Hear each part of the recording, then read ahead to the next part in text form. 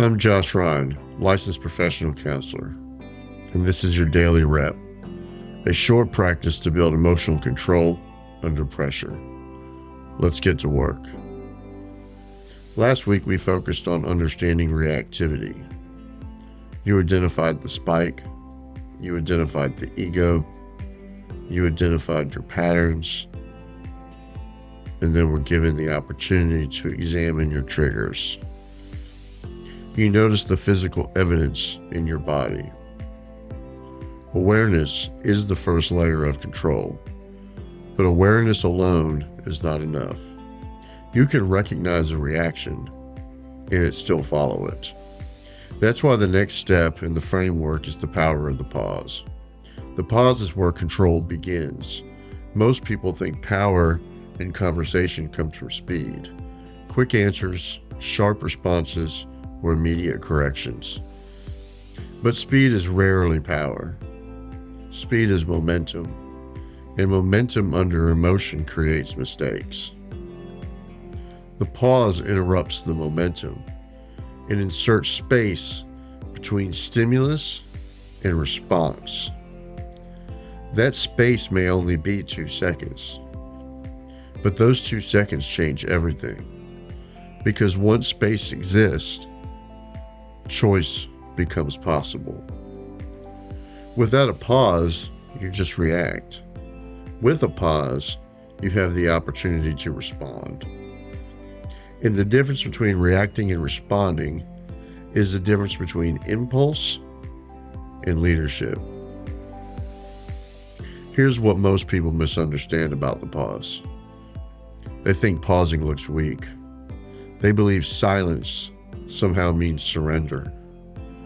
They assume that if they don't answer immediately, they're losing ground. But strong communicators understand something different. Silence often signals control. When someone says something sharp and you immediately respond, you're following their emotional tempo. They are setting the pace. You simply just reacted to the pace they set. But when you pause, you slow the room down. You change the rhythm. You show that your behavior is chosen and not triggered. That's authority. Authority doesn't rush. Authority regulates tempo. Think about the most stable leaders you've encountered. When conflict appears, they don't speed up, they slow down. Their voice lowers. Their breathing becomes more steady. Their words become fewer and more deliberate. That's not accidental. That is regulation. The pause gives your brain time to re-engage. When emotion spikes, your nervous system activates parts of your brain, mainly in the threat center. In that state, your thinking narrows. You interpret comments as threats.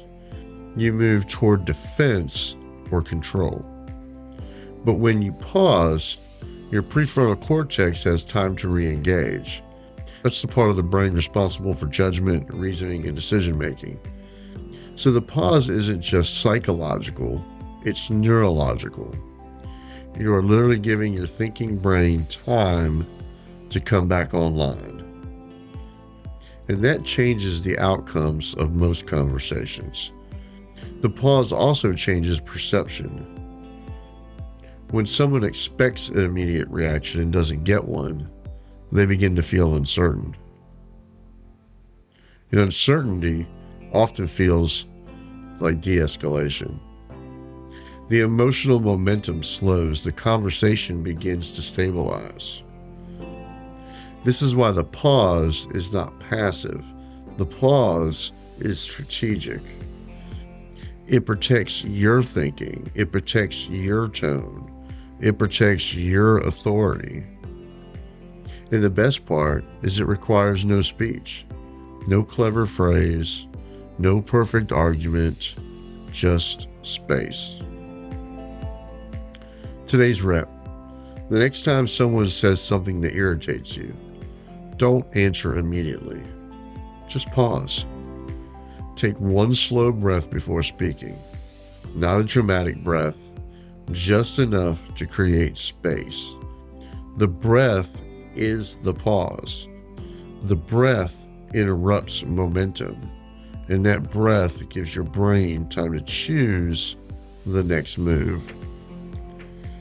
This is part of Pillar 2, the power of the pause, and this is where emotional control begins to become visible.